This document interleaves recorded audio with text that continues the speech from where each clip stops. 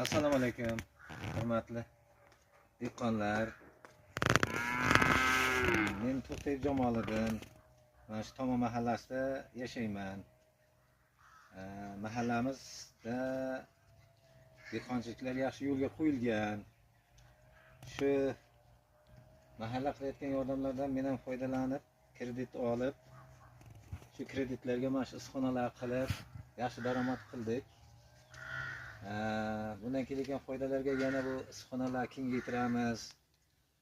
Kreditlar vaqtida yopib, nima qildik? Bizlar kredit tarixlarini ham yaxshilaganmiz. Endi yana olamizsak, labbay deb javob beradi. Masalan, mahallamiz raisi, hokim yordamchisi Abdullalar bir ishlar qilsangiz deydi. Buni qilamiz hammamiz kelishib.